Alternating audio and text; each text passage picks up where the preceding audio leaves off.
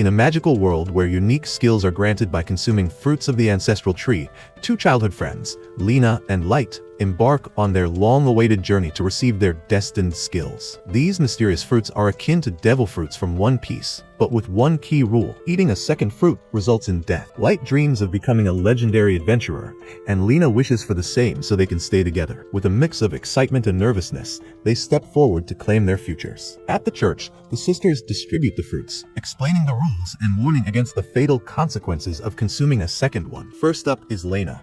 She nervously eats her fruit, and her body radiates with a dazzling light. She has acquired the Sword Saint's skill, one of the rarest and most powerful abilities, marking her as a chosen one. The church immediately notifies the guild, and Lena is summoned to the holy capital to fulfill her destiny. Then it's Light's turn. Hoping for a combat skill, he takes a bite of his fruit. However, his heart sinks as he gains the fruitmaster skill, an ability related to farming and cultivating fruits. It's the opposite of what he wished for. Though disheartened, Lena promises to stay with him, but the sisters and the Empire insist she must leave immediately for the capital to train as the next Sword Saint. Reluctantly, she departs, leaving Light behind. 3 months later, Light has resigned himself to life as a fruit farmer, using his skill to grow and sell fruits at the market. He trains daily in the woods, clinging to the dream of one day catching up to Lena. Meanwhile, Lena has become a rising star in the capital, earning S-rank adventurer status and widespread fame. Light's only solace comes from Isa, an orphan the village chief brought to him. She helps him with the farm and makes his days a little brighter. However, tragedy strikes when Isa unknowingly uses the skill fruits from Light's separate stash to prepare dinner.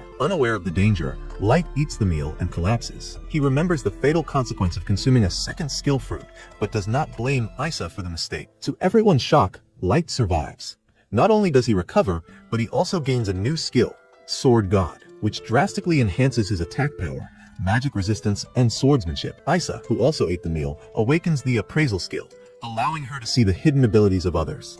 It's then revealed that Light's fruitmaster skill has granted him immunity to the poison of skill fruits, making him the only person in the world with 2 skills. Determined to fulfill his dream, Light takes Isa to the Adventurers Guild to register as an adventurer. Isa uses her appraisal skill to memorize the abilities of the other adventurers and notices that no one else possesses more than 1 skill, except for Light. At the guild, Light encounters Jean, a condescending adventurer who mocks him for being a farmer. When Jean tries to attack him, Light effortlessly blocks the strike, surprising everyone. Light brushes off the encounter, focused on taking his first quest to test his newfound powers. His mission: defeat a slime. Despite its high defense, Light easily cuts through it with his Sword God skill, completing the quest and earning enough money to buy plenty of food. Meanwhile, Jean and his companions face an ogre during their first quest, but are no match for the beast. In desperation, they lead the ogre to Light, hoping to use him as bait. Realizing the danger, Light steps up to confront the ogre. With Isa's warnings in mind, he carefully dodges its attacks and uses his maximum power to deliver a fatal blow, killing the ogre in a single strike. Light returns to the guild with the ogre horn as proof, shocking everyone. Even Jean and his friends admit to witnessing his incredible feat. Just then, an S-rank party enters the guild, and among them is Lena. Light approaches her, eager to reunite with his childhood friend. However, she doesn't recognize him, leaving Light heartbroken. After feeling down earlier, Light goes out for pizza with Isa to lift his spirits. While eating, he accidentally chokes on his food, and a girl hands him some water. Turns out, it's Lena. She's been hiding from her party members. Light is thrilled to see her and excitedly tells her about his second skill, explaining everything. Lena is genuinely happy for him, knowing that he can now chase his dream. However, when Light asks her about her party, she hesitates. She admits that things aren't great, but she can't leave because a holy sister from the church is forcing her to stay. She warns Light to stay away from them. It turns out that her party once took down a serpent, but they ignored the damage their battle caused to nearby farm fields. When Lena raised concerns, the holy sister brushed them off, saying people would only remember the victory. Seeing how unhappy Lena is, Light invites her to join his party, but she refuses, fearing the consequences. She decides to endure it for now. Back at the guild, Light earns 10,000 gold for slaying an ogre, but he can't celebrate. He's still worried about Lena. Isa points out that Lena's party is in a private room, and when they peek inside, they see the leader, Grouse, partying with women. He's nothing more than an arrogant show-off. Suddenly, a guild receptionist enters, informing them that their reckless actions have caused a reservoir to dry up. Grouse dismisses it, claiming that small sacrifices are inevitable. Light steps in, demanding Lena's release from their party. However, Grouse kicks him out, stating that only S-rank adventurers are allowed in. Even the other party members warn Light that if he gets involved, the Holy Sister will come after him. The next day, as Lena's party continues goofing off, she can't stop thinking about Light. Finally, she tells them she wants to leave, but Grouse, who is far stronger than her, stops her effortlessly. Knowing she can't win in a fight, Lena is forced to stay. As punishment, Grouse slaps her. He sees her as an important pawn and refuses to let her go. Despite the pain, Lena convinces herself that staying will allow her to help others. But before she can accept her fate, Light steps in, blocking their way. He calls out to Lena, reminding her of their childhood dream of becoming adventurers together. Lena refuses to leave, so Light challenges Grouse to a duel. Grouse, amused, accepts, on the condition that if he wins, Light will be banished from the guild in this country. Lena and Isa try to stop him, but it's too late. The battle begins. Grouse possesses a superhuman speed skill, making him incredibly fast. He strikes first, and though Light manages to block it, he realizes that Grouse is far stronger than he expected. The sheer weight of Grouse's blows is overwhelming, and Light quickly finds himself on the defensive. His sword is shattered from the force of an attack. Grouse then offers Lena a cruel deal. If she swears to obey him for life, he'll spare Light's life. But Light isn't done yet. Seeing his determination, Lena places her faith in him and stands by his side. Furious, Grouse moves to finish Light off, but Light finally understands his mistake. He had been trying to match Grouse's speed, which wasn't his strength. Instead, he focuses purely on his instincts and counterattacks. With just a deck brush borrowed from an old man nearby, Light defeats Grouse in a shocking turn of events. Everyone watching is left speechless. Lena is finally free from the toxic party and happily joins Light and Isa's group. Cash a new beginning, but more trouble ahead. A week after the duel, Light is still recovering from his injuries, staying at Lena's house. Despite their simple life, farming fruit and sharing meals, Lena is happier than ever. However, their peaceful days don't last long. A messenger from the Holy Sister arrives, demanding Lena return to the S-rank sacred party. But Lena refuses. She wants to be an adventurer on her own terms. Angered, the Holy Sister uses her influence to punish them. She manipulates the guild into giving them only low-paying, downgraded jobs. But Lena doesn't care. She happily accepts the work, embracing her new freedom. Their first jobs? Rebuilding homes, fighting sewer rats, and finding missing cats. They work tirelessly, but after an entire day of labor, they barely earn enough for 3 pizzas. Even so, Lena is grateful. And for the first time, she sees Light smiling too. Though this isn't the glamorous adventurer life they dreamed of, Light is happy just being with his friends.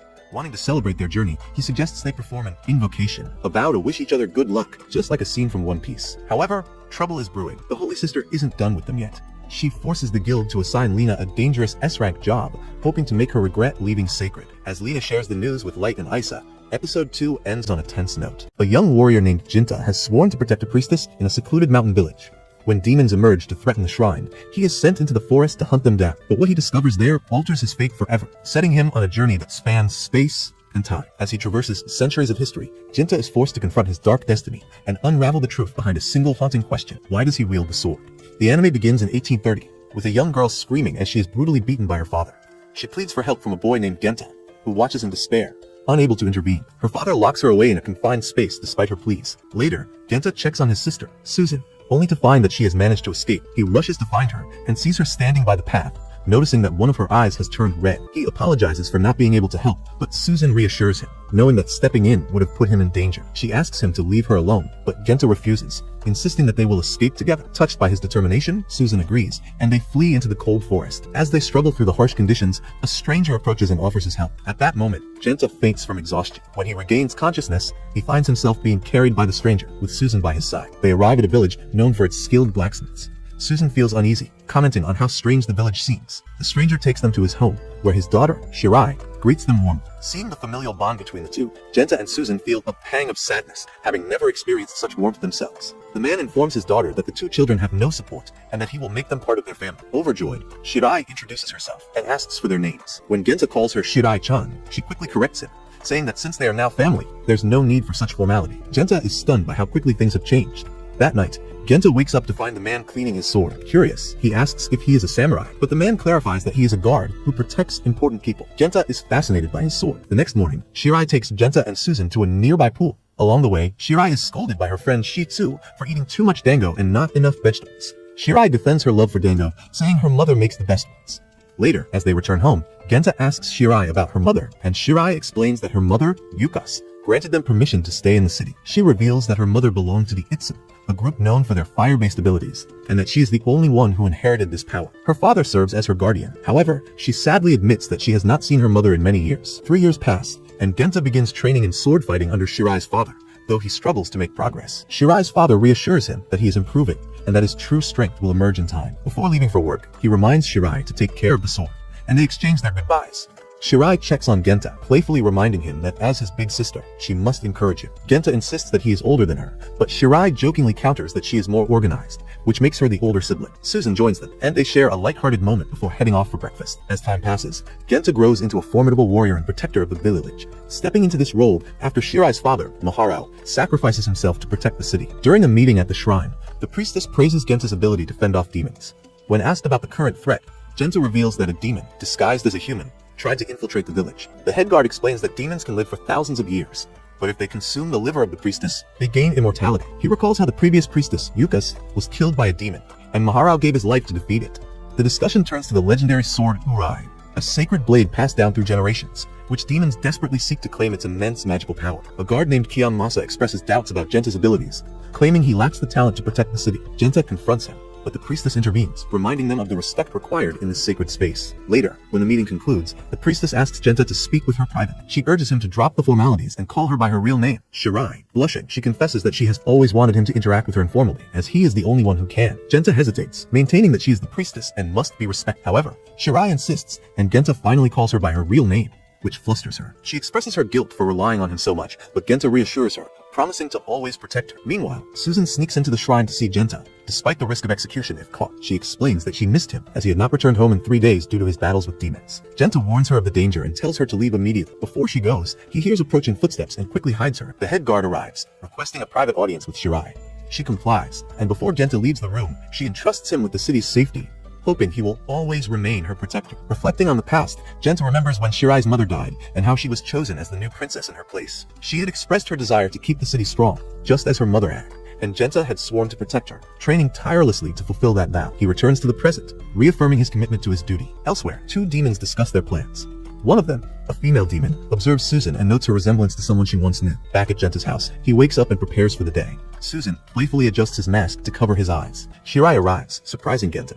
She asks him to spend the day with her, and although he hesitates, she insists that she got permission from the leader. The 3 of them share a nostalgic breakfast, reminding them of their happier days together. As Genta and Shirai venture into the village, no one recognizes her as the princess, surprising them both. They stop by a shop run by Chito's mother, who fails to recognize Shirai, but remembers Genta's childhood visits for sweets. Genta enjoys the nostalgic treat while explaining to Shirai that the woman hasn't seen her in years. Shirai reflects on how things have changed and remarks that nothing lasts forever, quoting one of her father's favorite sayings. At their secret meeting place, Shirai thanks Genta for accompanying her, revealing that she has something important to tell him. She announces that she has been arranged to marry Kiyasa, a fellow guard, in order to secure the city's future. Though she confesses that she loves Genta, she acknowledges that she must now live as a princess. She once dreamed of running away with him, but she knows he would never agree to abandon his duty. Genta confirms this, saying that he trained to protect the city and cannot turn his back on that.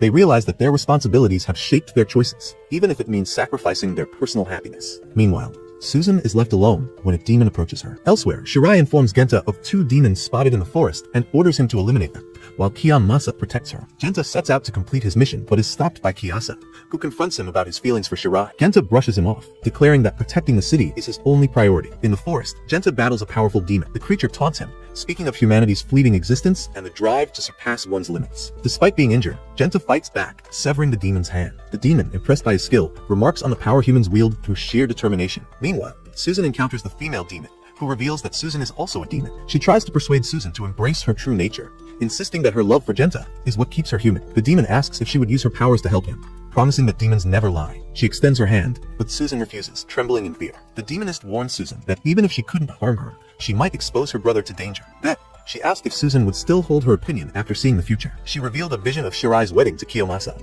then told Susan she possessed the power of foresight and could share glimpses of the future. Susan, unwilling to hear the truth, summoned the demonist outside and demanded to know if Shirai had really done such a thing. The demonist confirmed it, but Susan called her a liar. The demonist insisted she would show her the truth, extending her hands once more and telling Susan that all of this was for her brother. Susan hesitated before finally reaching out to the demonist. Meanwhile, Jinta continued his battle with the demon. He was forced into the water, but the demon attacked from behind. Jinta asked why it wanted to harm humans, and the demon replied that it was simply in its nature. It explained that it had a specific purpose and was fulfilling it, unlike other demons that attempted to resist their instincts. Jinta declared that he would show no mercy. The demon revealed its absorptive powers, stating that it consumed other demons to grow stronger, altering its very structure. As Jinta attacked, his sword shattered, and his arm was severed due to the demon's immense strength. However, in a desperate move, he grasped the broken blade and plunged it into the demon's body, ultimately killing it. Before dying, The demon revealed that another demon possessed the power of foresight and had foreseen the rise of a greater demon 170 years into the future, one that would rule over the demon children in the city. It explained that this was why they had come to this village in the first place. Stunned, Jinta wondered if there was already a demon living among them. As the dying demon grabbed him, it asked whether, if he discovered those he sought to protect weren't truly worthy, he would still wield his sword for them. Elsewhere, Princess Shirai was confronted by Kyasa, who tried to approach her, but she pushed him away. She insisted that the demons had to be killed by Jinta first. Kyasa, however, argued that now was the right time for them to be married. If they didn't do it now, they would have to do so in front of Jinta. He stepped away, leaving the decision to her. Overwhelmed, the princess began to cry and admitted she had been wrong. She agreed to marry him for the sake of the city. Just as she approached Kyasa, the demonist arrived with Susan. Susan, witnessing the scene, demanded to know why the princess was doing this. Jinta regained consciousness, shocked to find his severed arm restored. He rushed back to the city, only to find it completely engulfed in flames. At the princess's house, Susan confronted Shirai, accusing her of betraying Jinta. She had worked hard to bring them together because she wanted Jinta to be happy. But now Shirai was doing this. The princess tried to defend herself, saying she appreciated Susan's efforts, but she had a duty as the princess to protect the city, even if it meant letting go of her love. Susan was furious and removed her blindfold, laughing bitterly. The demonist reinforced Susan's anger, reminding her that while Jinta risked his life in the woods, the princess was in another man's arms, betraying him. Enraged, Susan declared that it would be better if Shirai were dead. In that moment, Susan transformed into a demonist, her body surrounded by dark smoke. She declared that the princess had to die. Kyasa tried to intervene, but the demonist struck him down. The sword moved towards Susan, and the demonist pushed Kyasa aside, insisting they resolve their problems themselves. Susan grabbed the sword, but just then, Jinta arrived. Shirai ran toward him, embracing him, but her head was severed while in his arms. Stunned, Jinta recalled their past together, only to realize that Susan had killed Shirai. He turned to Susan, demanding an explanation. Susan, smiling, told him she did it for his happiness, so he wouldn't have to endure Shirai marrying another man. Jinta, overwhelmed, begged her to stop speaking. Susan insisted that Shirai had deceived him, and that she had done something wonderful by removing her. She urged Jinta to go home, as she was tired. Jinta was filled with rage. He accused Susan of betraying the people who raised them, killing Shirai, and setting fire to the entire city, only to act as if nothing had happened. Susan dismissed his anger, asking if it was really a problem. Jinta, realizing that the sister he once knew was gone, attacked her. She dodged his strikes, shocked that he would try to kill her. Then, to her horror, Jinta transformed into a demon himself, gaining the power of the one he had just slain. Susan, recognizing his newfound strength, tried to defend herself, but Jinta coldly told her to be silent. Desperate, Susan accused him of abandoning her like everyone else. She had believed that of all people, Jinta would stand by her side if he didn't appreciate her. She declared she would live in hell. With a sudden burst of speed, she attacked him, saying that he had to die. She drove her hands into his body, but when she tried to pull them out, she found she couldn't move. Jinta retaliated with a devastating strike that sent her flying, yet she stood once more. Jinta prepared to attack again, but another demonist intervened, taking the hit instead. The she-demon urged Susan to escape, and Susan fled. Jinta tried to pursue her, but he was unable to free himself from the she-demon's grip. As Susan left, she told him she was angry and would tear everything apart. She promised to return one final time. The she-demon, laughing, declared that she had achieved her goal. Jinta pulled his hands free, accusing the demons of spilling blood to accomplish their ends. The she-demon confirmed it, stating that demons would no longer remain myths. She saw the future. Darkness would overtake the human world, and demons would reclaim their place. She died. Jinta carried Shirai's body, reflecting on all his training and how he had failed to protect her. Overcome with fury, he packed his belongings and prepared to leave the city. He approached the captain of the guards, who asked where he was going. Jinta replied that he was leaving to retrain and become strong enough to fight the great demon when it arrived. The captain questioned whether he truly meant to kill Suzu. Jinta admitted that while he had once loved Shirai, now he could only hate her murderer. He had to end things, no matter what. The darkness inside him urged him to kill Suzu. The captain observed that despite becoming a demon, Jinta still had dignity. He handed him a sword, declaring that this marked him as a Rei, bound to follow the traditions and rules of the city. He added Kaji to Jinta's name, giving him the title Jinta. Jinta hesitated, saying he wasn't worthy of the sword. The captain disagreed, stating that the last member of the Atu-Kaman family was gone, and leaving the blade to gather dust would be meaningless. It belonged in Jinta's hands. He also believed that Shirai would find peace in death if the sword remained with him. The captain then apologized, acknowledging that he had known about Jinta and Shirai's love story. He had only encouraged Kiyomasa to marry Shirai for the city's benefit, but in truth, he only wanted his son's happiness. The weight of that tragedy burdened him. As Jinta departed, Sho's mother approached him, tears streaming down her face. She asked if he was truly leaving, promising that she would always remember him. Our new Vanam begins with Haruto, who became shut in for 5 years after being bullied at school. Then suddenly, a flash of light occurs and a goddess welcomes him to heaven. She carefully chooses Haruto to be reincarnated since he died in his room. The goddess is about to reincarnate him into a magical world, so she blesses him with a set of overpowered skills. Thinking back on his boring life, Haruto wants to enjoy this new one, and thus he is reincarnated into a royal family as the first prince named Rihard. His father is King Jilk, and his mother is a hero named Galt, who defeated the Demon King.